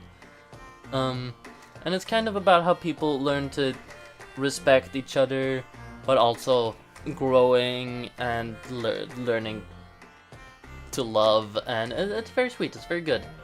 I really liked it. I'll put it right above Puzzle. Yeah. Ghost World. Very bottom of E. I really didn't like Ghost World. Remember when everyone on the internet thought Shrek was the funniest thing ever? And they should have never stopped. You know, maybe with like the assault part of it, you know, maybe not the Shrek is love part, maybe that wasn't the peak of humor. But you know, I can appreciate an all-star. That's also just like a fucking really good song. I love the chords in that song. Rest in peace to the frontman of Smash Mouth. Also, he was anti-vax, so maybe like a little bit of like a, you know, maybe it's not super, you know. We need to talk about Kevin. It was very good. Very good movie. It's kind of like, what's the other like asshole kid movie we watched? There's one movie I wanted to compare it to. I need to talk about Kevin. I don't remember anymore. Well, it's slightly like a gender reversed World of Kanako, where it's just about finding out your kid is the worst person ever. And that's basically this movie, but it's about the mom basically knowing that this kid is fucking evil their whole life and no one listening to her, and the consequences of that. And the son is, the evil one, is played by Ezra Miller, so you know, it was true in real life too.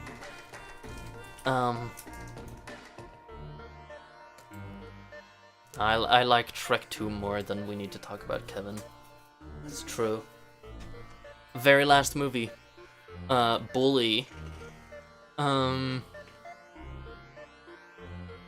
Yeah. Anticlimactic, but bottom of C. Bully is like a 90s like anti-bullying revenge movie about a group of teenagers in, I think, LA or at least California, who decide to kill their bully. And it's based on a true story, and it's another one of those where everyone sucks and you don't root for anybody, and it's just kind of watching bad people do bad things, and then it ends. And it's like, okay. Relatively well done. Kind of drags. No one is very interesting. The dialogue is very cringe at times. Bottom of C. This is the full list.